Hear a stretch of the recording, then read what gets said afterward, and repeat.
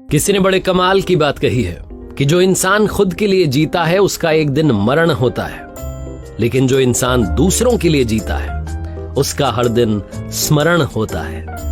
नमस्ते दोस्तों, मेरा नाम है आरजे कार्तिक। एक छोटी सी खूबसूरत सी कहानी। ये कहानी एक गरीब पिता और उसकी बेटी की। एक गरीब पिता अपनी बिटिया के साथ में एक महंगे होटल में पहुंचा अपने शहर के।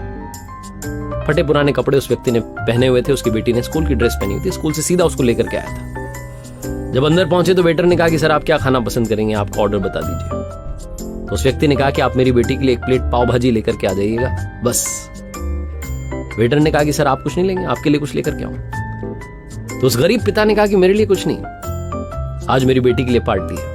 मैंने इससे वादा किया था कि अगर आप पूरे जिले में 10th क्लास में टॉप करोगी तो आपको मैं पार्टी दूंगा, सबसे महंगी होटल में आपको पाव भाजी खिलाऊंगा, तो आप बस बच्चे के लिए पाव भाजी ले आओ। ये बात जब वेटर ने सुनी तो दौड़ करके अपनी होटल के मालिक के पास गया और जाकर कहने लगा कि सर एक छोटी सी दरखास्त है, आप मेरी सैलरी में से पैसा काट लेना, लेकिन आज मैं चाहता हूं कि जो बच्ची वहां टेबल पर बैठी है उसके पिता के साथ में, उसके पिता को भी एक प्लेट पाव भाजी खिलाई जाए। उस बच्ची ने पूरे जिले में टॉप किया है सर, गरीब पिता है, ज्यादा पैसे नहीं होंगे, इसलिए कहने कि बस बच्ची के लिए ले आओ। तो मैं चाहता हूं कि मेरी तरफ से उन अंकल जी को भी खिलाई जाए। होटल के मालिक ने जब ये बात सुनी तो कहने लगा कि अरे क्या बात कर रहे हो छोटी सी, तुम उसके पिता के लिए भी पाव भाजी लेकर के जाओ, उसके लिए भी लेकर के जाओ, पैसे मत लेना, 3-4 प्लेट पाव भाजी पैक करवा करके ले जाओ और 2-3 किलो मिठाई के डिब्बे ले जाओ और कहना उनसे कि ये पार्टी जो है होटल की तरफ से, हमारी बेटी ने पूरे जिले में टॉप किया है। उनसे कहना कि मोहल्ले में मिठाई बांटिए, जश्न मनाइए, चिंता मत कीजिए। जब ये बात होटल के मालिक ने कही तो वेटर खुश होते हुए गया।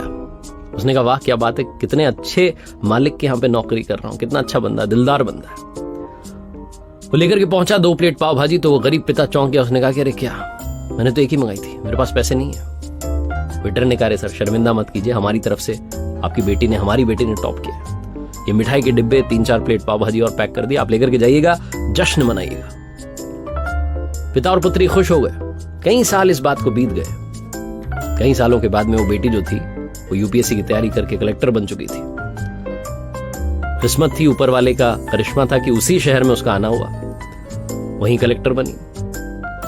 तो उसने सूचना पहुंचा दी उस होटल में कि मैं आने वाली हूं लंच करने के लिए, कलेक्टर मैम आने वाली हैं। होटल का मालिक जो था उसने वो पूरी होटल सजा दी कि मैम आने वाली है, कलेक्टर साहिब आ रही है। गांव में बात फैल गई, उस कस्बे में जितने लोग थे सब पहुंच गए देखने के लिए। कलेक्टर पहुंची अपने साथ में अपने पिता को लेकर के। होटल का मालिक और ये तो समझ नहीं पा रहे थे, इन्हें लगा कोई होंगी।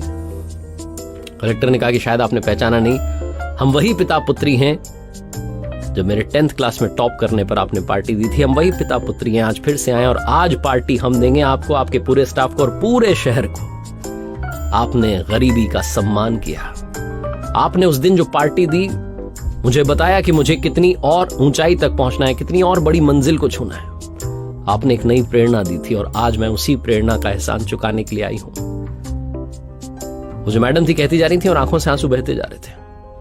होटल का मालिक, वेटर जो थे, दोनों हाथ जोड़ के खड़े थे और कह रहे थे क्या बात है, ऊपर वाले का आशीर्वाद है। छोटी सी कहानी है लेकिन सिखाती है कि कभी भी किसी गरीब का मजाक मत उड़ाना। हो सके तो उसकी मदद करना, मदद ना कर सको तो मजाक मत उड़ाना, क्योंकि वो सब देख रहा है। बनना है तो उसकी नजर में अच्छा बनिए। एक बार फिर से वही बात जो आपसे अक्सर कहता हूं, ऊपर वाले के आशीर्वाद के साथ, अपनी मेहनत और अपनों के प्यार के साथ कर दिखाओ कुछ ऐसा कि दुनिया करना चाहे आपके जैसा। याद रखिए, हर सोमवार सुबह 9:30 बजे मेरे साथ देखिए एक नई कहानी और हर शुक्रवार सुबह 9:30 बजे मेरे साथ देखिए लर्निंग सीरीज का एक नया वीडियो।